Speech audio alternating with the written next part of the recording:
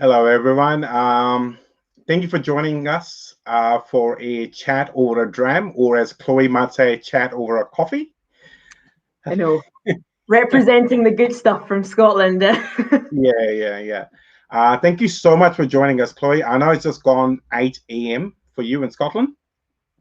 Yeah, nice and early. Yeah. Well, that's commitment for a name of whiskey. Yeah. I know. Yeah. This is it. But it is a beautiful day here, to be honest. It's we've actually just clocked -1, so winter is officially here in Scotland at the end of Wow. September. Yeah. And we've officially had daylight saving start today, so it is kind of start of our summer.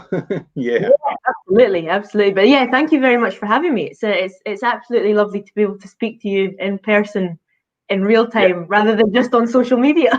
Yeah. Well, I mean, I was saying to you before we went live, there have been pandemics before. I wonder what those people did with no internet being, must have been boring just looking at the ceiling or look out the window. It's been an experience, especially how much is able to be done on social media. I think that's incredible. And Douglas, our CEO, said it himself that it's taken a global pandemic to showcase what we can do virtually. But I think because everyone's in the same boat, everyone's getting involved, and it's been great. We've had some phenomenal tastings online.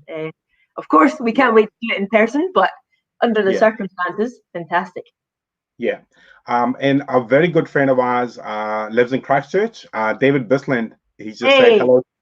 Hello, David. Yeah, he's a good man. Yes, I know. I've not seen him since, well, God, it'll be coming up almost a couple of years now, which is crazy. But yeah, on Isla, between Isla and down in Christchurch. Yeah, hi David. Thank you very much for tuning in. So are you? When was the last time actually you were here in New Zealand? We came back when I did the film at the cinema screening, the Golden Dram. Yeah, that was when we travelled around. I think 4 or 5 different locations around New Zealand and did that, which was great. It was amazing to see people kind of get in the film and have some whiskey with it. But that was a long time ago, So yeah, it's been a while. So, and hopefully, in the future we'll be able to start planning when we can come back again. But yeah. It's a little bit unknown, isn't it? I have to say that particular movie I watched again a couple of times on Google Play, and I've never watched a movie on Google Play. We've got Netflix and all this, but that's the only way I could watch it. Yeah, and it just cheers me up, and it's such a brilliant movie. It is, I think like it just really showcases the characters within whiskey, which I think is lovely, and everyone comes across, as they are, but there's some absolute characters in there, and I suppose it's a real kind of fitting tribute to Jim as well on his retirement, his retirement from Bruichladdich, not retirement from the Scottish whiskey industry. Yeah. We have a common friend, Brendan from the Single Cask in Singapore. Yes. And he was at some event and posting a lot of pictures of him and Jim together, and I was very jealous. Was that in Nuremberg? Was it in Germany or something like that? I think it was. Yeah. And I made a comment to him at the time. Next year I will come, and we'll see if any planes are flying that way. Absolutely. I think, that's the thing. Right now, we're all in the same situation where we can't travel. But when travel does open up and these big events do start to kind of get back to normal, they probably won't be as they have been in the past for a long time yet. But they will start to come back on, so to speak, online and things happen in person, which will be lovely. It'll be nice to be able to get back to that stage at some point. Yeah. So do you want to tell us a little bit what you've been up to? Have you been just sleeping in and just, taking it easy? Or? Just relaxing, mate. Just relaxing. No, it's to be honest, this is the first time in probably about 3 years I've been in the one place for more than 2 or 3 weeks at a time. So at the start of the year, it was decided I was actually going to come back and be based in Scotland. So I'm actually based out of Glasgow now. And that's where I'm coming from at the moment, is Glasgow. So luckily not in Isla, because the Wi-Fi connection may not withstand this kind of session. But yeah, I came back actually in January, just for a week, just to try and move some things back to Scotland. And I've not actually been able to leave again. So I've been in the UK since the end of January. And obviously, I think probably come February, March, everything kind of kicked in that, look, this was going to be the case for the foreseeable. And the idea was that digital tastings, we would do what we could and we would just see how it went. And then all of a sudden, it's just exploded, you know. So we're doing a lot of tastings still. We did a fantastic one on Friday with Australia, with the guys from Drop Club. And again, it was about 7:30 their time, so it was a solid 9 to 9:30 my time, which, I mean, for some can be prime drinking opportunities for whiskey. For others, maybe not so much. But yeah, we're doing a lot of tastings, a lot of trainings, just trying to keep everybody involved with what's going on at the distillery, because although we're not traveling, we're still releasing a lot of exciting products. We've still got a lot of announcements. You know, you would have seen the sustainability stuff. We've got B Corp certification, which was exciting, and just keeping that link to Scotland in there, which has been great, and also working on some new products as well. So I'm kind of able to get into that side of it a little bit more, to the kind of the marketing team side of it, and do a little bit of work with them, which has been great. But also just enjoying Scotland, you know. So it's I've never lived in the mainland. I've only lived in Islay or Singapore. So you've kind of got two islands on the go there. So yeah, I've been out hill walking a lot. I've chucked up some photos on Facebook recently. I've started ticking off the Munros in Scotland. So I did one yesterday up in Perthshire, which took me through actually Aberfeldy, and I ended up passing through like Glenturret Distillery, and you know, it's just amazing to just be able to drive up and kind of see Scotland, which has been beautiful. Well, it's funny. Something so big is actually helping you see a bit of your own country for once. Absolutely. You know, like I think as a kid we've come on holidays and, you know, you've seen little parts here and there, but yeah, just to spend some time and actually explore it at the weekend is pretty lovely, to be honest. But yeah, it's good. Things are busy for sure, and I think that's the best thing, you know. Yeah, that's good. Yeah, so and how are you? Are you well? Yeah, I'm good. I think I was just telling you before, I was working at the store, and under instructions, I had to go to a kid's birthday party for 47 minutes flat, and then I was just rushing home because we had this scheduled, and I've set up 3 new bottles for me, so I will have a little dram because it's night time here. But otherwise, it's good. You know, I mean, trade is just as same. You know, if anything, with 8 p.m., we noticed a significant uplift in sales for premium products. Okay. And any number our friends at Hancock's, you know, you talk to them. Yeah. People are not able to travel, period. So there is a lot more disposable income on hand, I guess. But also our friends at duty free are shut down, so we're getting a bit of that expenditure into the shops or in the online stores and all that kind of stuff. So it's actually been quite good. Yeah, I think that's a really interesting point, that a lot of the time now people are taking to at-home drinking because there first of all wasn't the option to go out, but you know, people are really they're spending a lot of time choosing what they want to be drinking in their home as well. So you know, people's we've seen it a lot around the globe, but whiskey consumption has taken a rise, and again, like you say, like within premium spirits, disregarding whether it's just Bruichladdich, but around a lot of different products, whether that be Speyside, Highland, Islay, people are spending time choosing and kind of buying this for their home bars. Yeah, 100%. Yeah, and like, I mean, you would have seen it too, and obviously, if people don't know already, you guys do a beautiful gin as well. Well, gin is just, it's gone beyond mental now. Yeah, it's incredible. So the botanist is doing very well. It has done since we released it. You know, we've been very, very proud to sell the botanist gin under the House of Bruichladdich as well. And I think that idea of, you know, whether that is selling as a botanist and tonic, you know, just for an easy drink at the house, or you know, this idea of pre-batch cocktails, which has taken off around the world. You know, whether that's a Negroni, whether that's a Clover Club, but the fact that you can get these cocktails to your house, and just enjoy them like you would in a bar. I think it's amazing, and all these opportunities they do come out of something that's happening now, and it's circumstantial. I think people, they just want to enjoy themselves at home, and that's hopefully where Bruichladdich and the Botanist can play a big part. Anyway. Yeah, definitely. In terms of Bruichladdich, how long have you been working with these guys now? And I know you said you're an Isla girl, born and raised here. Yeah. So for anyone who doesn't know, I've got a very subtle accent coming from Isla. It's not distinctive in the slightest. But yeah, I was born and brought up on Isla, and I started working at the distillery in March 2014. So that'll be about 6.5 years I've been with Bruichladdich, which is always scary when you say that out loud, because it really doesn't feel like 6.5, to be honest. But I started in the distillery shop, which I think for anyone is a lovely place to begin. It kind of gives you the insight into who likes Bruichladdich as a consumer, but also it gives you the understanding of the production, whether it's the bottling side of it, the mashing, fermentation. You just have to kind of, you get involved with everything, and then that led into the brand academy job, and then it'll be just coming up 3 years in Asia Pacific now, really. So time has flown by, but I've met some phenomenal people along the line. You guys, I have to make this comment, and I've been to Isla just the one time, and really enjoyed myself.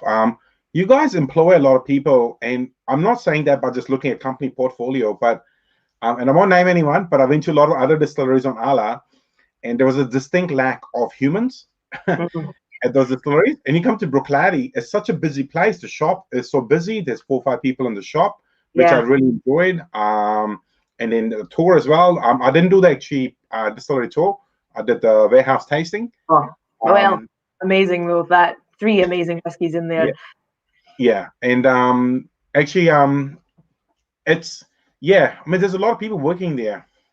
Yeah, for sure, and I think this is something that we're very proud of at Bruichladdich, is that since we restarted, it was firstly to make the most thought-provoking spirit was the outcome of what we wanted to release from the stills, but actually what we looked at was, how do we look at sustainability? How do we look at community? How do we bring people, place, and this idea of provenance to a global brand? And any whiskey distillery, you can produce spirit, but people make such a big difference. And whether that's the people who make it in production, whether that's the people who design the bottles, in the IT team, or whether that's the people who have the vision for what we want to do in 10 years' time, people are a massive part of what we do. And when we started in 2001, when the restart actually kicked in, we had very little money, we had a very little team, and there was all these kind of big goals, and every single year we're employing more and more people. And actually right now we have 103 people working for Bruichladdich, which is fantastic. So 80 of them are based in Isla, 23 of us are based out in Glasgow, which is incredible, because that actually makes us the largest independent employer on the island. Wow. Which is incredible, not only for people just to have that job, I suppose, prospect, but for young folk as well. The age range, we have folk that have just turned 18 that have started in the whiskey industry with us, and we've folk that are nearing 60 with us as well. So it gets people in there, and I can vouch for this as a person who started when I was 18.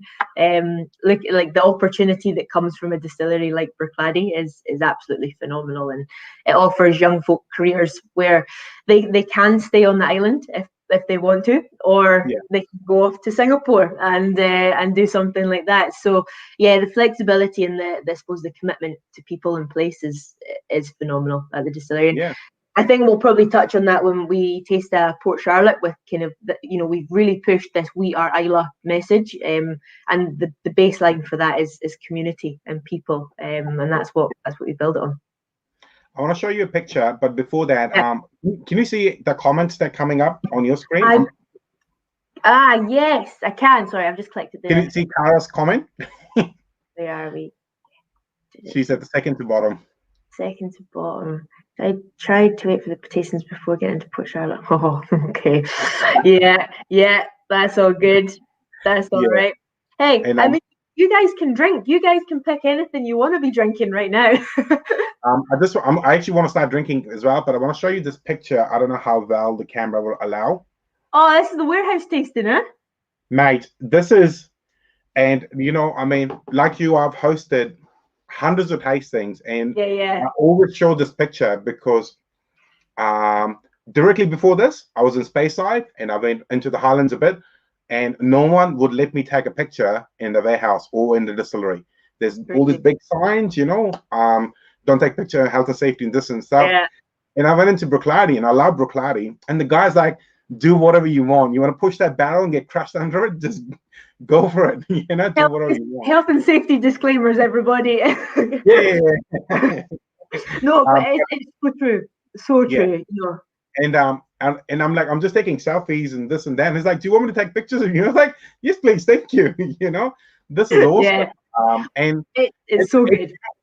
The movie we saw about Jim's life and all that, and it all ties up. Like there's a spirit there. It seems like, like all the people. It's just amazing. Yeah.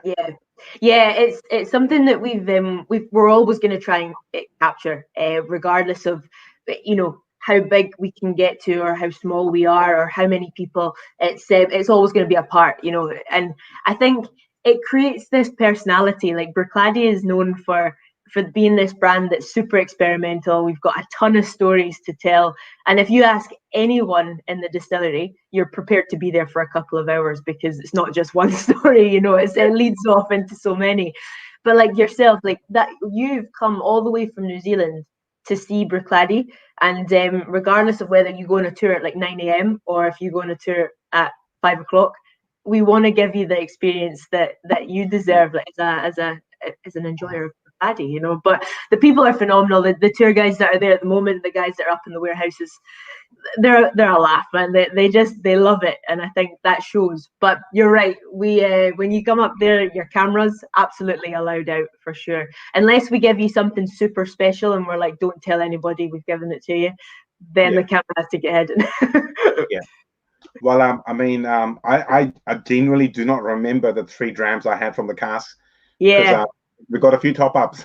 So I mean, it's kind of like when you get your dram glass and you see that like 25 ml line, and when the guys are pouring from the Valinch, it just naturally just goes up, and you're thinking, well, I'm not going to sit and complain, definitely going to enjoy it. Yeah. When I was at the distillery, we had I think it was a 25-year-old Bruichladdich up there. I think there was a beautiful Port Charlotte in a Sauterne cask, and then a Virgin Oak Octomore, and that was when I was there. So I've not been up since I've left, but I saw somebody there that had 6.3 Octomore from the cask. Oh, making me jealous. I'm going to have to line up my samples for about 12 hours time on my side. Yeah.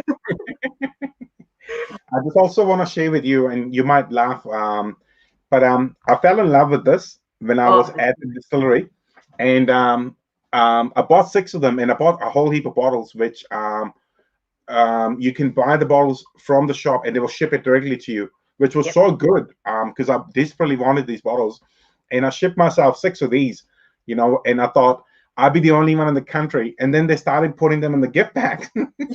yeah, not as unique anymore, but they are so nice to drink out of them. Oh yeah, perfect. Yeah. I think like everyone always talks about glasses and like what style, and we do the traditional Glencairn. We've got the stem glass or we've got the tumbler, and I think it kind of depends on time of day. Like, I don't know, because you host a ton of tastings yourself. Like for me, like doing a tasting, I love a stem glass just because like you can hold it and kind of get like the nosing and the tasting. But if I was at home and just want a chilled dram, or whether that be a gin and tonic, the tumbler, I love them as well. Yeah, just easy to hold, and you can kind of get that little bit of swirl if you want. I for like all of my reviews normally, or if I'm drinking at home, I drink out of the Denver O'Reilly whiskey glass. Right. I don't know if you've come across that. But I've never used, but I've seen photos. Yeah. But like for the video, I had to dig this one out. Absolutely. I mean, branding on point, Ash. Branding on point. And I don't know if you saw, Tim commented as well. He said, tidied up shelves a bit. He sort of highlighted all of my Bruichladdich bottles. Oh, you got some good ones, eh? I've been looking. These are handful ones from the shop. Yeah. And there's a single cask Dram full Bruichladdich. I think it's a 14-year-old bourbon cask. I want to show you one thing though, which is a bit sad, and I probably should not show you, but I will. This happened to me, and it's 100% my mistake. 100% my mistake. I did my YouTube review of the Black Art, and I was like, yeah, I'll just put it in the garage. And I don't know who did it, but somehow it ended up being right next to the garage door during the summer, amongst all the kids' stuff. And then I went back to it, and at some point there'd been an explosion. You know, and a nearly full bottle of Black Art. Well, I know. Well, we'll maybe see if we can help you out with your stock of that side of it. Anyway, but it was I kind of felt like the whiskey gods, you know, they'd be like a lightning on my car or something. Yeah. It was when you were talking about another brand, that it just knew. It just knew. Oh, and it's gutting though, that especially with the Black Art, you know, something that is limited. But you know, let us know what we can do for you. We'll see. All right. So I poured me a wee dram of the Laddie. Do you want to tell the boys and girls what we're drinking? Absolutely. So I think it'd be always good to know like what folk are drinking as well. So chuck what you're drinking in the comments and see what's going on. But I think like when we had a chat, it was what should we chat about and what should we talk about, because we have got so many different exciting whiskies going on. But of course, at the moment, coming from Bruichladdich, you will have seen that we are doing a lot on transparency at the moment, especially from a website perspective. We've kind of updated all that. And, you know, we released this idea of the Classic Laddie batch codes a long time ago, where you could actually source the recipe of your particular bottle. But we wanted to do kind of one step further and really talk about why we talk about transparency, and whether that's for cask exploration, whether that's for barley, whether that's just to be completely honest as a distillery. But Classic Laddie is our core whiskey. So it's been actually around in the range since 2013, believe it or not. So it's been around for coming up 7 years. But of course, every batch of Classic Laddie changes. And I think that is an exciting starting point, is that yes, it's the core, but actually it changes from batch to batch, because all of the whiskey we produce at Bruichladdich is completely natural. So there's no chill filtration. So even in your glass there, like rolling it round, that oil will stick super cleanly to the side, and it's non-caramel coloured.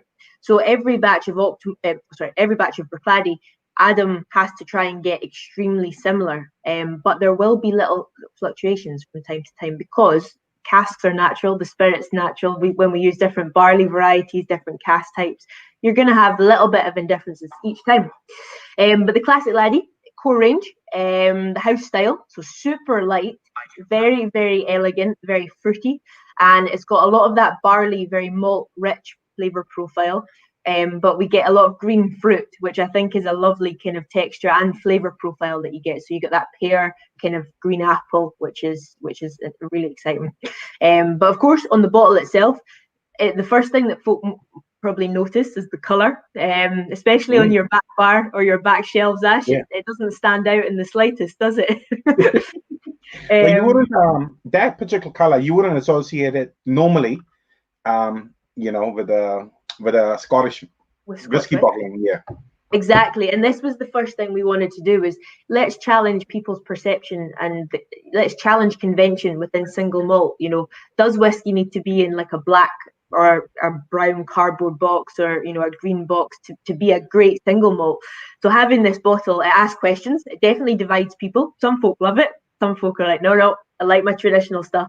But everybody that sees the bottle will ask the question about what is it, first of all, and what's inside it. So as soon as we get that first question, then we go. You know, I think that's the exciting part. But the colour is obviously aqua blue, so it's to resemble the colour of the sea on Islay on a very beautiful day. And this traditionally happens when there's no clouds, first of all, and no rain, which is probably about 1 or 2 days of the entire year. But we'll take it. We'll absolutely take it. But that having that aqua blue bottle also doesn't allow folk to see the colour of the liquid, so it doesn't come down to what it looks like, it comes down to what it tastes like, and that's very exciting. But of course the most important part about this is how Adam creates it. So on the front of the bottle there, we've just got Classic Laddie Scottish barley, and that's all we say, because it's what we call a multi-vintage whiskey. And this means that usually, or typically with the Classic Laddies, about 5 or 6 years old would be the youngest spirit that went in there, but it can go up to 12, 13 and above in age.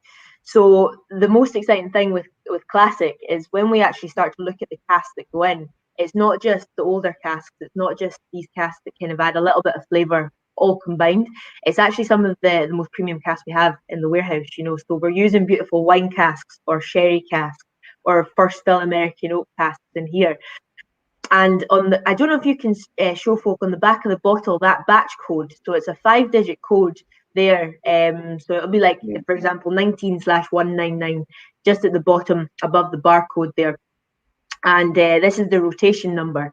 But if anyone's got a bottle of Classic Laddie on their back bar or in their home, if they take that code there and type that into our website, that will actually give you a full recipe of everything that goes into the bottle. So it'll tell you how many casks, how many different strains of barley. It'll tell you what cask variety as well that goes in there. And it really, this is the height of transparency. You know, there's a brand called Compass Box who are kind of, again, pioneering in this idea of transparency and being honest with people who are drinking their whiskey. And yeah, the output is something that's very light, against the grain, so to speak, when it comes to an Islay whiskey, because it is unpeated. Very light, very elegant, very floral, but it describes exactly what we do at Bruichladdich and doing something different. Yeah. Like, this is everywhere now. Like, if you have a good bar that claims to have whiskey, you have it. It's in New Zealand, at least, it's in every liquor store. We sell it online, obviously. But when it first came out, was there a bit of a like, whoa, we don't do unpeated. What's going on here? I think these guys didn't get the memo.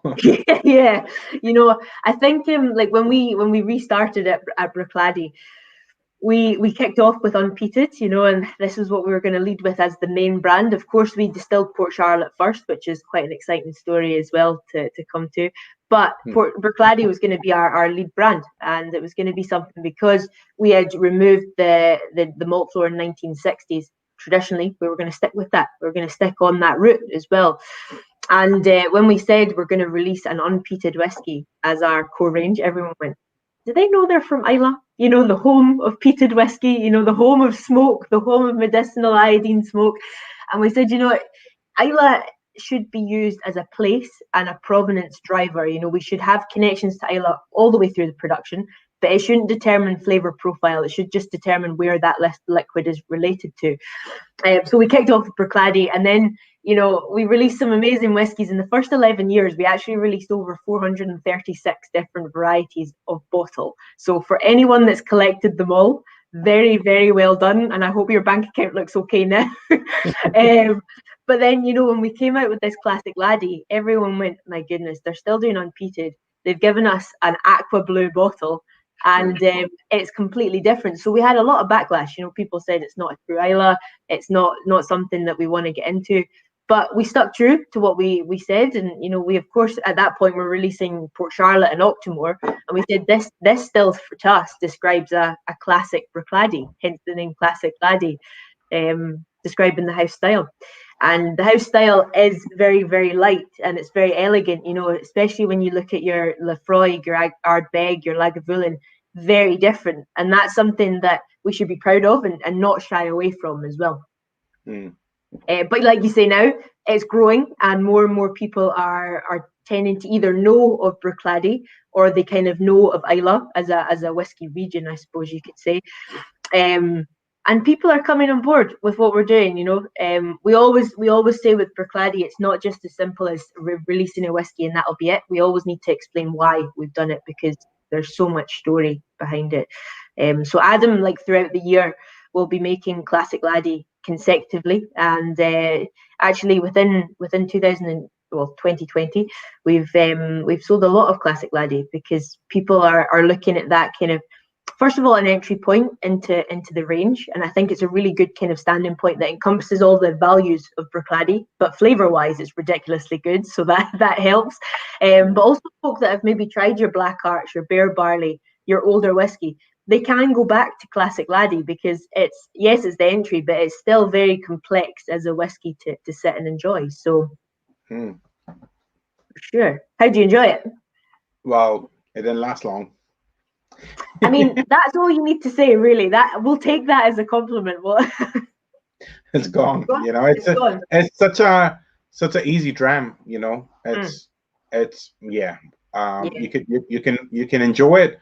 You can have fun with it. It is quite high in ABV, as you said, so you know it will catch up to you. But I've always enjoyed it. You know, and it's a good one to sort of introduce people to as well. You know, if people were not quite into whiskey, you know, that with just a bit of water, it's very mild, very smooth, easy drinking. But I think like what you just said there is as well. It kind of, because you're already changing people's perception of Islay. Once you start talking then about how do we drink that, you know, ultimately anyone that's listening today, drink whiskey how you see fit. Drink whiskey. You know, there's only the right way is your right way. But with especially with all of Bruichladdich products, core range will be 50% unless, like when we touch on Black Art and a little bit of exciting stuff, it will drop below naturally. But if we bottle choose the strength of bottling, it'll be 50% ABV. Just for mouthfeel, because we want that barley element, we want the spirit style, and we want that kind of bit of power behind it. But if you touch in a few bits of water, it does help to open it up. And you'll find with an unpeated, it just softens that palate out a little bit, but it allows these kind of this real malty, and again bringing in that citrus element with a bit of water. But it's up to you. You know, if you want to go for it, go for it. If not, enjoy it as is. Yeah. You know, one thing I have to comment on, Chloe, and reason why I'm a Bruichladdich fan, you know, Bruichladdich is one of those distilleries, you know, that feeds the inner child of, you know, we want to collect, right? And you guys, compared to a lot of, not just Islay, but Scotland in general, you guys do a lot of small releases, which feed our inner child. And I want to give you a small example. In New Zealand, all the supermarkets do these sort of little bits and pieces that mum and dad will get after spending so much. And they'll collect it and they take it to school, they compare and they trade. And I mean, I've been reading some of the comments, you know, Port Charlotte 10, and I was thinking, I want to show you mine. You look at this. I literally do. I think I sent you the pictures. Of the 25-year-old, and it's just like Bruichladdich helps feed our inner child of, you know, acquiring, collecting, and showing off, you know, and enjoyment. It's just it's so good. And I love the way you've just described that there, because that's what we want to do. You know, that's what we were known for releasing so many out there whiskies in the first, like, that 11 years of being independently owned, you know. And we did some cool stuff. We did quadruple distilled, you know, we did the first Bear Barley, then we did the Valinch series. You know, there was just kind of, I think we were feeling that children mindset as much as anybody, because we were like, oh, we've got so many ideas, we want to get all these out, and we want to kind of keep this excitement going. And then when Remy Cointreau came in 2012, everyone went, oh God, are they going to stop? And we were like, of course not. Now we continue. Now we do stuff, but on a global scale rather than just coming from the distillery. And Remy have said, of course, you know, that's part of Bruichladdich beauty, and that's why people, I think, connect so well with the distillery and also the whiskies that we do produce.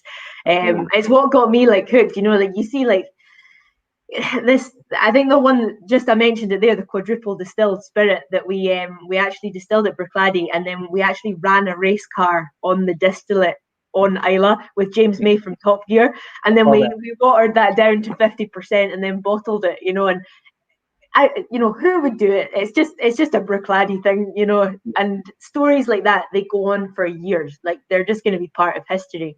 And I think now we've got our core ranges set for Bruichladdich, Port Charlotte, and Octomore, which is phenomenal. But then we also still do these little, you know, online releases. You've got the Octomore X4 Plus 10, the OBAs, your Port Charlotte 16s. So, you know, people might say that we've slowed down, and we maybe have compared to the first 11 years. but we've got so much still to give. You know, someone asked on the tasting on Friday morning or Friday evening, they were like, you know, are you guys going to do something exciting? And I'm like, just always have a thought that we will never stop doing everything exciting. You know, there's always going to be something coming out. Nice. I just want to give a shout out to my mate Brent Norling, who's just commented at the bottom. He you know that James May ran that car on that whiskey. Brent Norling runs on this. This amazing, amazing. That is the fuel of life right there. And he's one of the most brilliant lawyers, up and coming brilliant lawyers in the country. So at some point you guys could run an ad campaign, you know, lawyers and Laddie. Yeah. I mean, at least it'll be legal. That's the main thing. No, thank you for joining, Brent, and I appreciate the support, mate. Thank you. Yeah. And I worry for Cara. She's left a comment, but she said nothing. So I hope she's okay. Yeah. Yeah. You know. Yeah. Fuel of life. I like that, Brent. Love it. Tagline. This is why I should be in marketing. I was going to say something I better not about Brent, but I'll admit it to you later. Some of the stuff we get up to after the whiskies. So the Port Charlotte, it's obviously age stated now. Yes, you guys have built up the stock. It's been in New Zealand for more than a year now, I think, or just over. Yep. And very well liked, very enjoyed. It's not a beast at all. That's what I want to say. I think people sort of think it's too out there, but it's not. Like, I'm sipping it.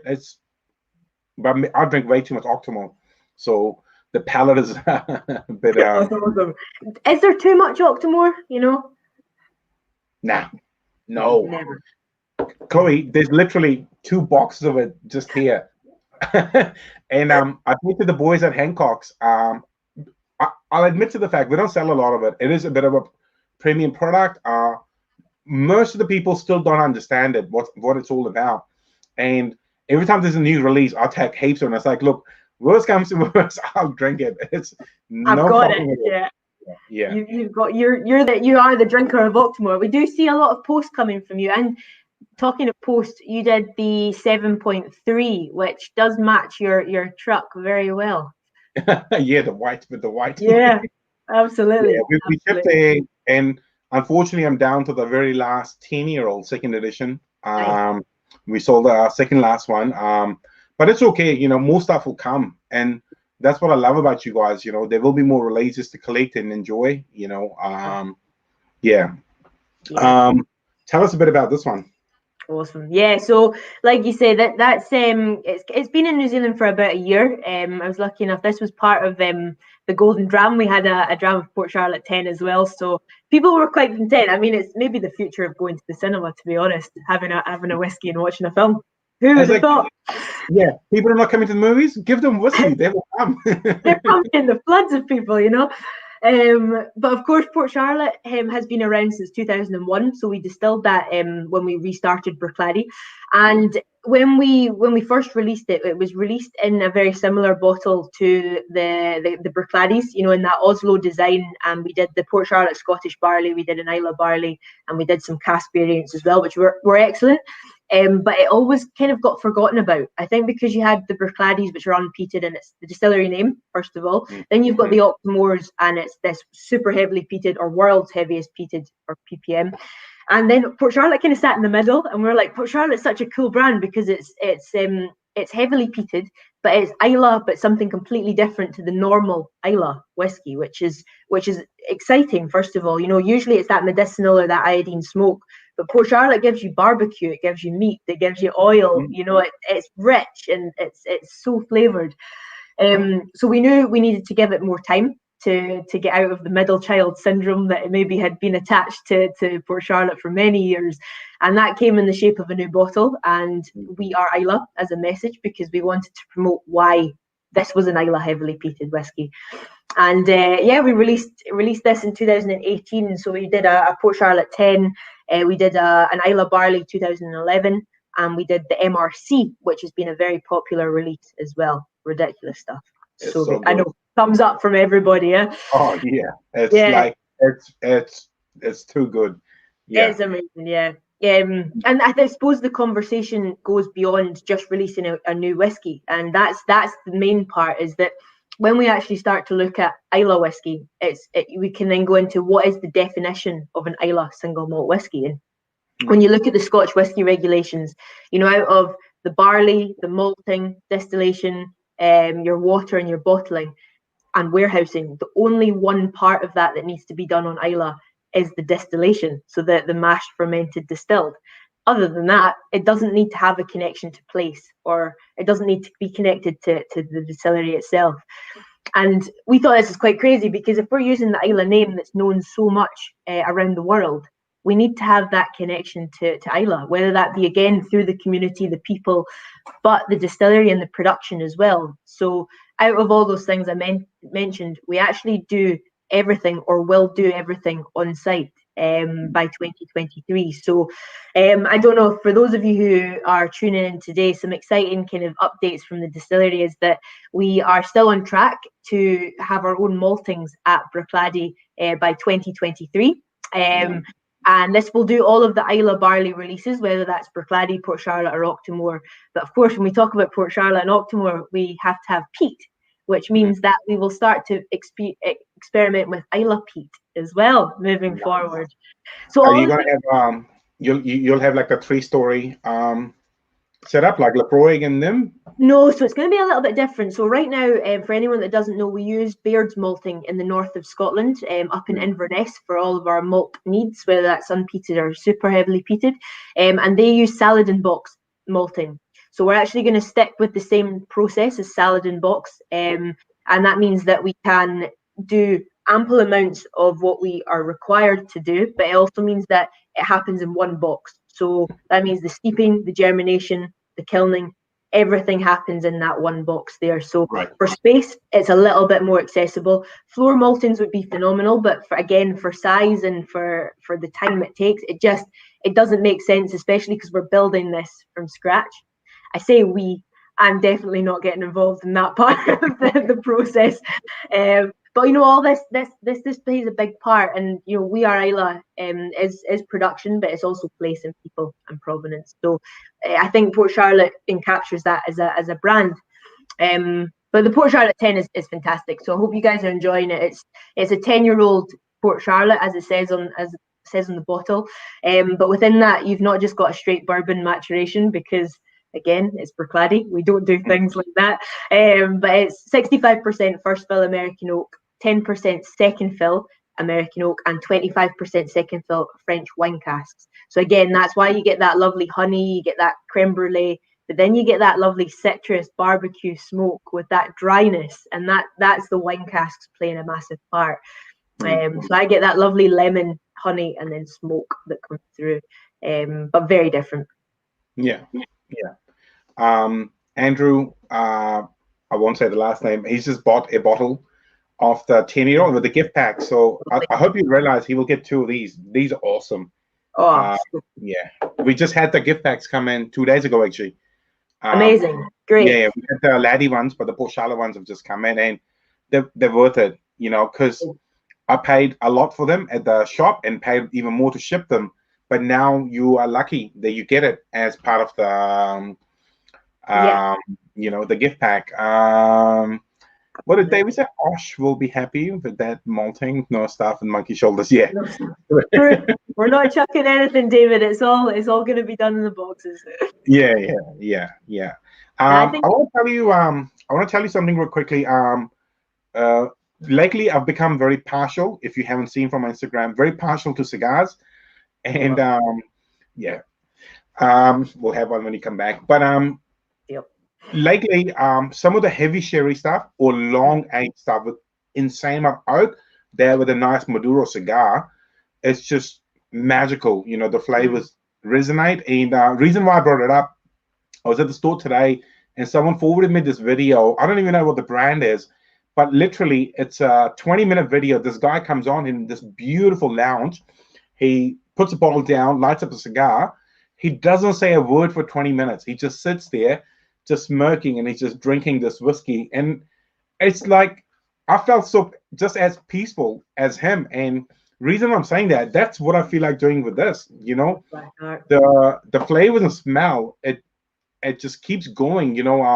When I do my tastings, I say to people, always judge a whiskey by the finish, how long it lingers on the palate. You want a bit of it just going for good 25-30 minutes, unless you're interrupting it with a beer or something else at a tasting.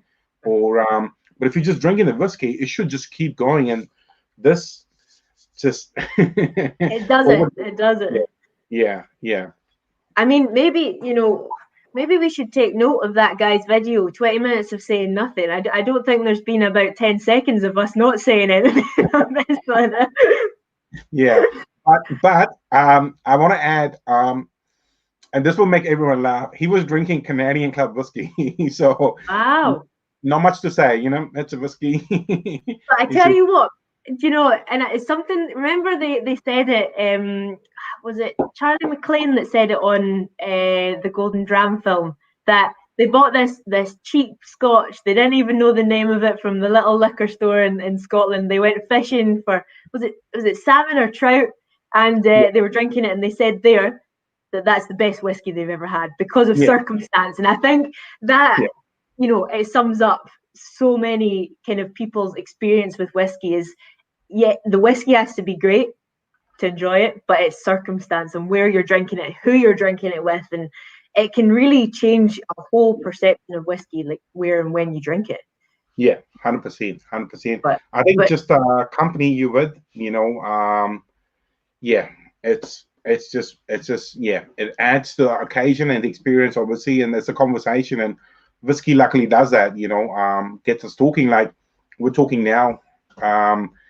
In name of whiskey. So we're up to 7.1 now. Every now and then, actually quite often we get emails, oh, do you have any of the older releases? No, we don't.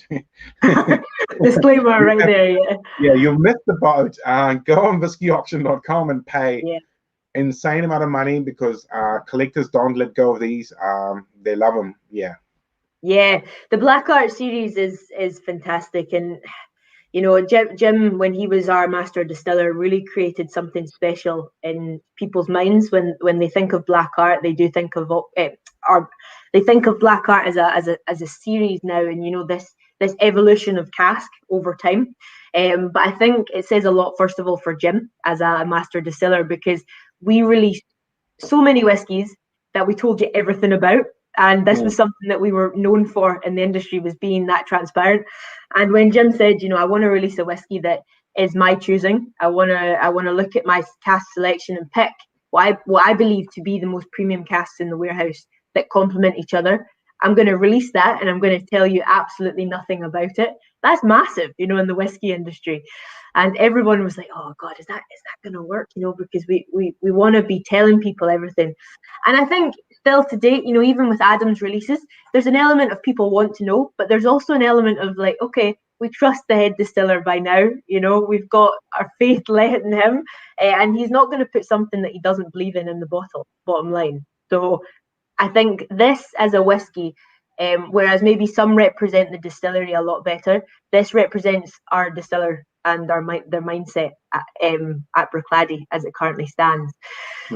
So the Black Arts obviously were released since the first edition, or the first series, up till 4, and that was Jim McEwen. And then after that, it's Adam's releases. So he's done 5, 6, 7, and you have got the Black Art 7. I think I've got a sample in my cupboard, which might actually be the Dram.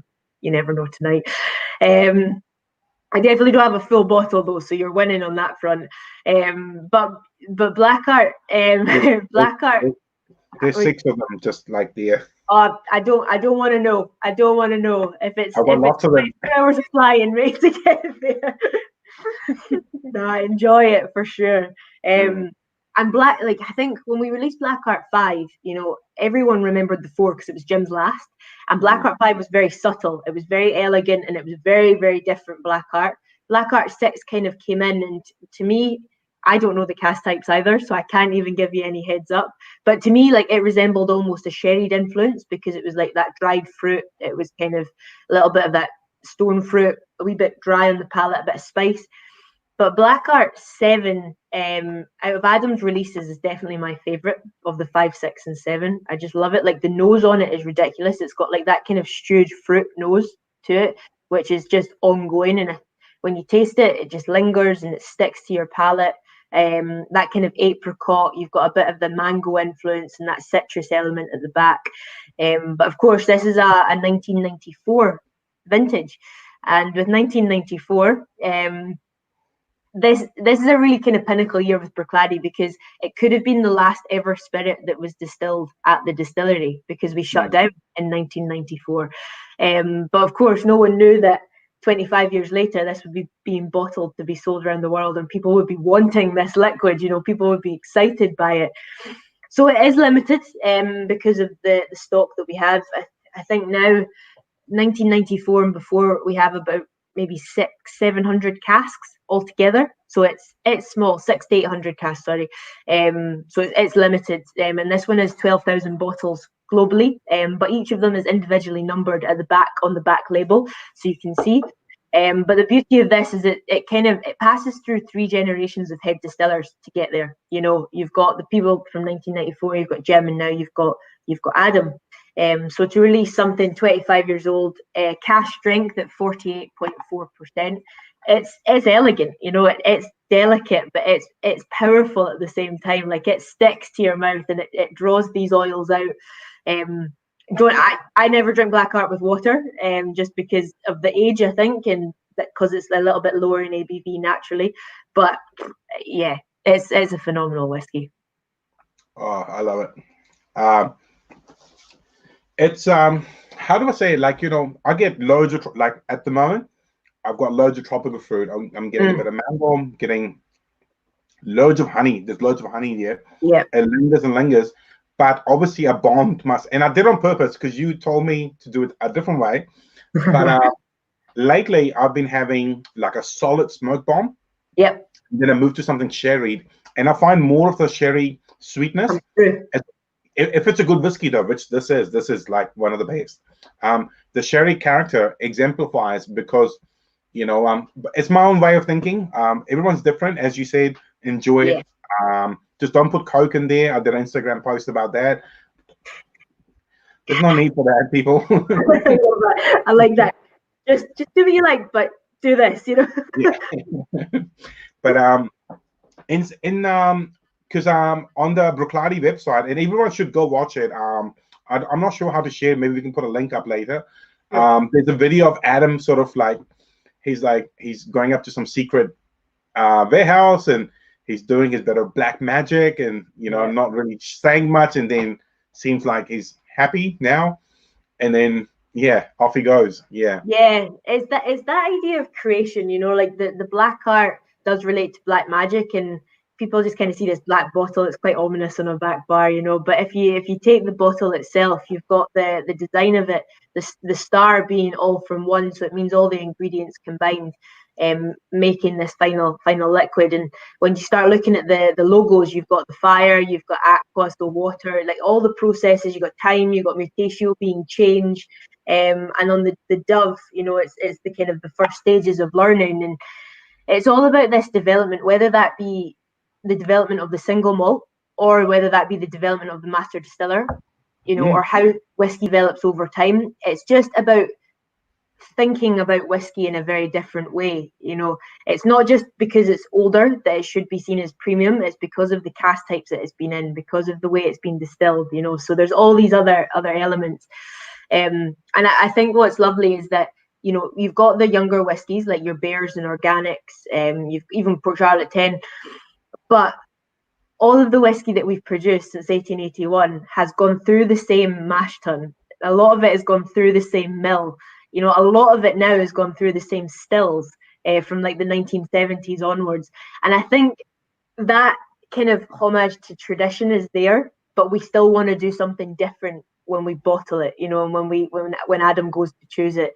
So there's a real kind of, it's a progression, you know. It's not just, this is something that's old, it's good. If it wasn't good, we wouldn't bottle it. And if it's because we want to keep it to like get it to 35 or 40, we might lose that flavor. You know, age doesn't always equal quality. So With Black Art, we had a great question on the tasting on Friday. Was that will Black Art always be 1994 or pre for stock? But of course, we're coming up to 20 years old, so now we've got our own editions potentially going to come through. So Black Art's got a lot of flexibility, and would a younger Black Art showcase something different? And only time will tell. But yeah, phenomenal whiskey. It was one of my first whiskies like I really connected with, working at the distillery. When I started at Bruichladdich, I'm going to be completely honest, I didn't drink whiskey, which is probably crazy to even admit it, how times have changed. But I started luckily when Jim McEwen and the late Duncan McGilvery were there, and two legends of the whiskey industry, and just hearing them speak and hearing them talk about the way whiskey's created, it was just instant. You think, right, okay, I get it, I get why the passion is there, and Black Art is in no way out of that. It is exactly a showcasing of the skill of our head distiller. Yeah. Chloe, when I've done these sort of chats over at Dram, I've been quite infrequent, unfortunately. Luckily, there's been a lot of work. Like you, I've been busy working. Yeah.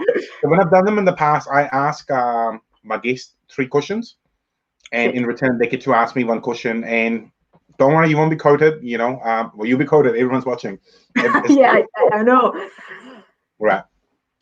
Question number 1, okay? Imagine COVID's calmed down. What's the first place you're going to out of Scotland? If you could choose, obviously you're Singapore based, that's your job. You live in Scotland. Where would you go first?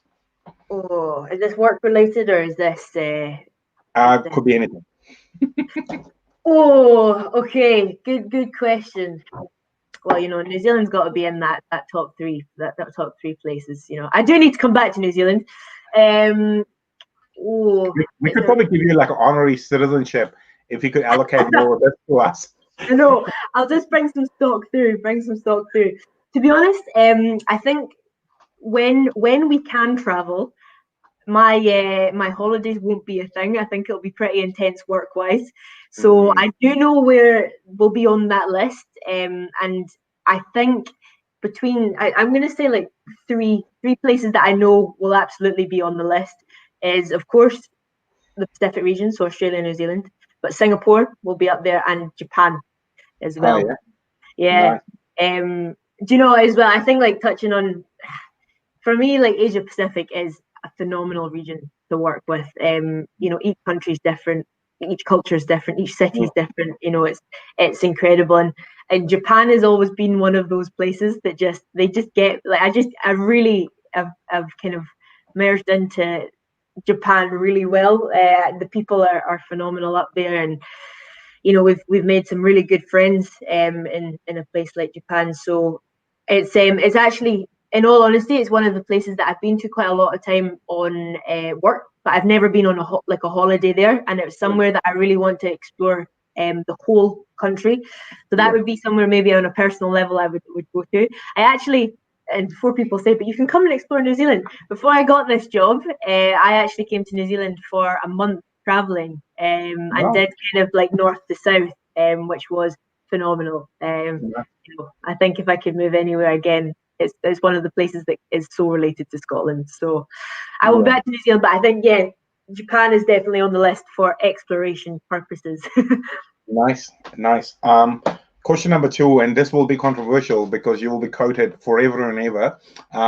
What's your most favorite past or current Bruichladdich whiskey?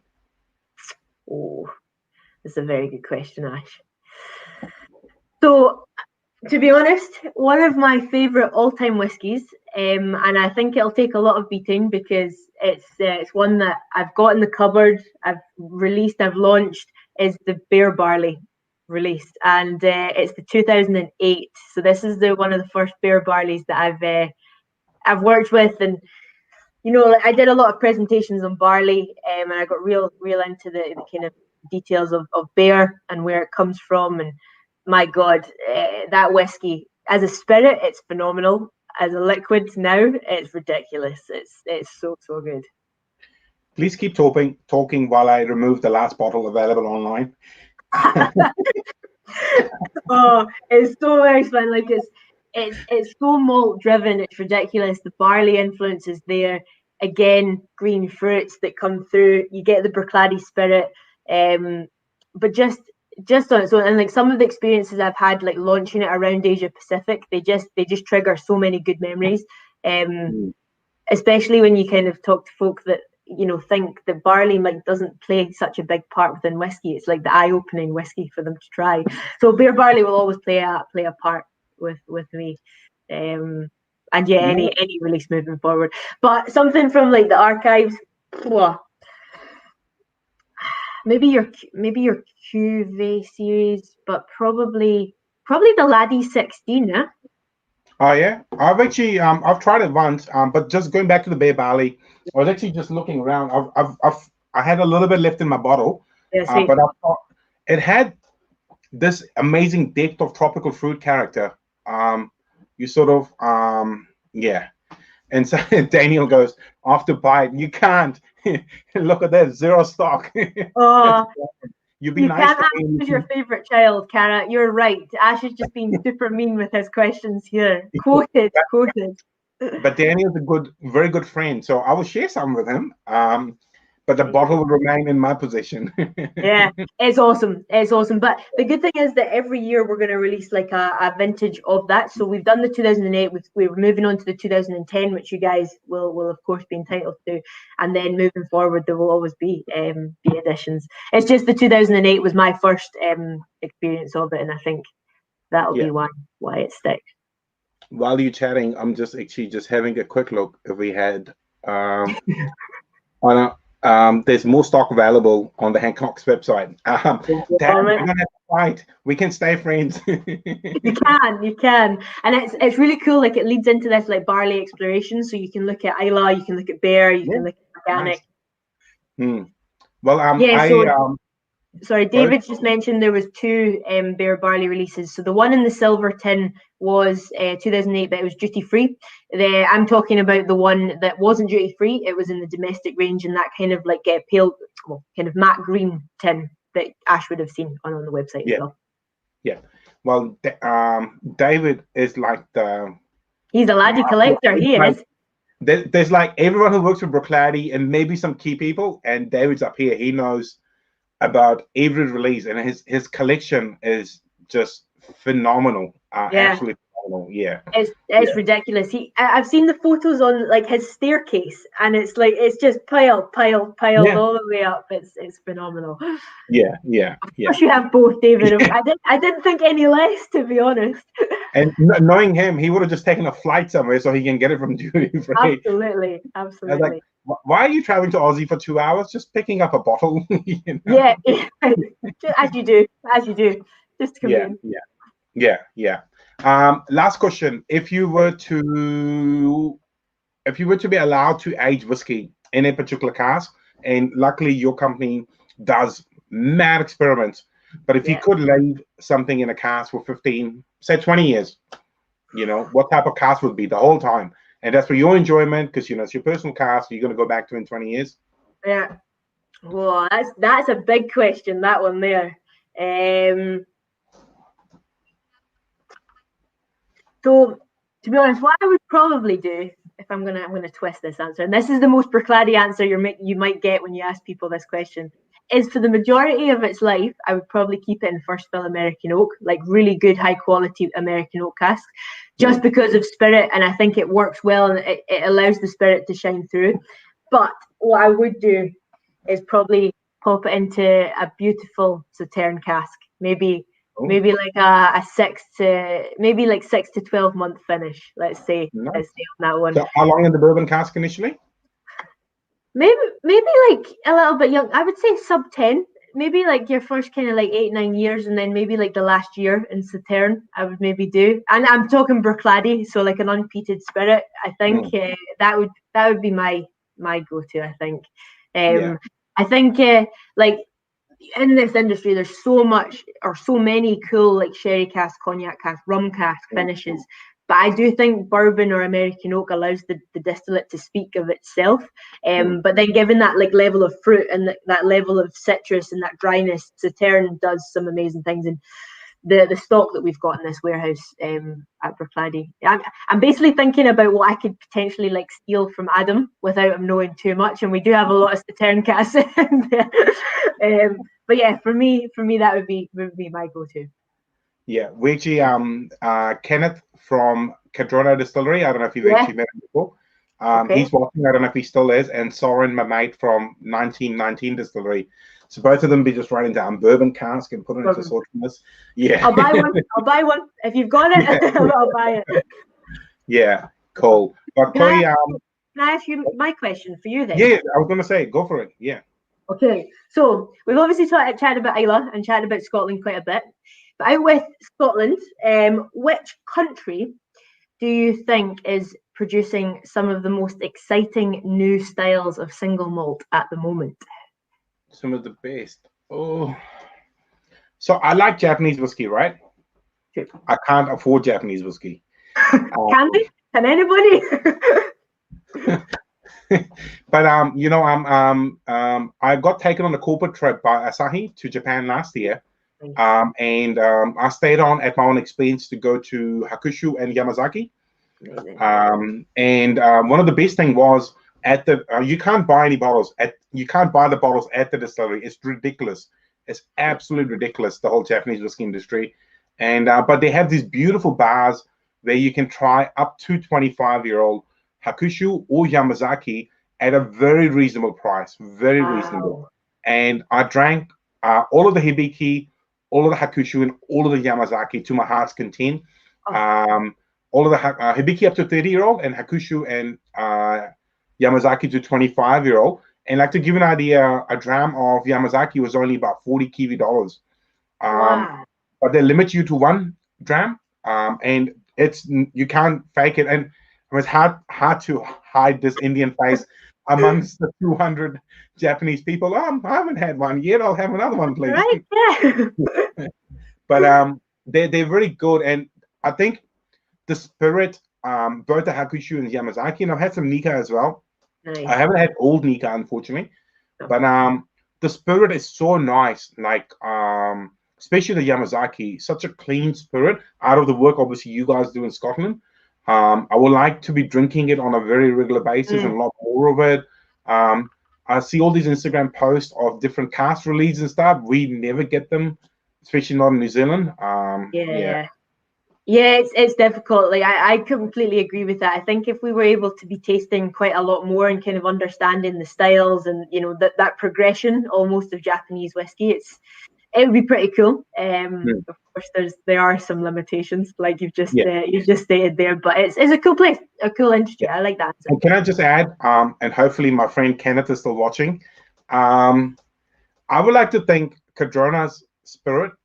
It's up there, but we've only had the 3-year-old stuff. Yeah, I'll need to visit next time. I've got 6 of them up here. Sorry, it's off camera. They're different releases. They've done a Pinot Noir cask, but it's got solid bones, like as a spirit. And they invited me to come have a look last year, which was just brilliant. They treated me like a rock star. Hint, hint for you when I come. Hey, I'm coming. I'm going to book my visit. Yeah, for sure. Yeah. But they're doing.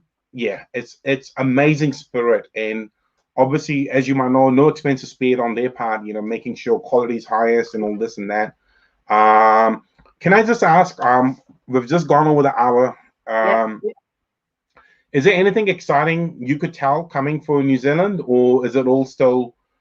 Because I read a blog somewhere that some of the bottling plants are closed as well still, and so we're actually still completely on track to produce what we set out to at the start of the year, which is 1 million litres. So that'll be split between Bruichladdich, Port Charlotte and Octomore. The bottling hall was shut down for a couple of months during COVID because of, again, staff numbers and being safe to work in the environment. So we shut down, but we restarted at the start of May with a skeleton crew to again become back on track. So I think this is a benefit of doing things on site, is the sense that we can do it ourselves. So what's coming next? The Octomore 11 series, big series coming through. We're officially launching that T-minus 4 days, which is very exciting. So keep your eyes peeled on that one. There may or may not be another one of your favorite whiskies in the pipeline that you're just drinking. When you say 4 days, for us it means 9 months, because the boat you guys hire for sending stock to New Zealand is very slow. You may be surprised on this one, Ash. You may be surprised. Okay. We may have pulled something else out the bag this time round. Right. But hopefully not 9 months. But I agree with that comment for. But I understand. I mean, for starters, we are so far away, and you guys have all these key markets, and it comes down. But one thing I'm so excited about and always grateful of is we always get fair allocation of cool stuff. Sure. Absolutely relative to how much we can consume of the everyday drams. And as a retailer and a connoisseur, I understand and respect that. But you just got to be clicking quickly. Then things run out. Yeah, for sure. And I think, like we've got such a massive support coming from New Zealand. So thank you to everyone that's, involved with the distillery, whether that's just being on the mailing list or whether that's consuming our whiskies or, just talking about us in the country. Thank you very much. And of course, the more that we can push and the more we can try and send to you guys. But yeah, we've obviously got that Octomore series coming out, which is going to be very, very exciting. And the one you're drinking just now, we're just working on some final elements for the next release of that. So wow. There's a bit of an insight that I'm probably not supposed to say, but hey, it's Sunday morning. No one's really awake chatting with me. You're on a roll. Keep going. I know, because I got in trouble for this. Well, not in trouble. We did a tasting, as I say, on Friday morning. They're like, "Oh, can you tell us?" And like the first 10 minutes, I'm like, "No." And then when I was drinking my coffee, I'm like, "Oh, so that's that age." And they're like, "What age was that?" And I thought, "Oh no, it's already out, But hey, it's whiskey. We're all excited. We all want to be a piece of the next product. So it's yeah. But, it's okay to give hints, because honestly, that's what builds. Like I said, you guys feed our inner child, and you saying a couple of words by mistake, it gets us excited. We're like, whoa, what's it gonna be? I'm the first one to get. It gets me excited as well, because I'm thinking, well, at least there was a good reaction when we said it, But yeah, some really cool things, and then of course we're always working on the sideline stuff, which being the special releases. There's always going to be something involved. We just need to do it at the right time. It's we need to think of global situation as well. So it's kind of that balance between the two. Yeah, just going back really quickly to the MRC one. A very good friend of mine who I've only met once in Sydney, Reese Burks.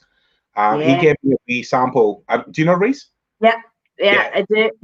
He's a good boy. He gave me a little sample of it at the Sydney Whiskey Show, and I did a review of it. And like my reviews on YouTube are very boring because I talk for 2 hours. I love them.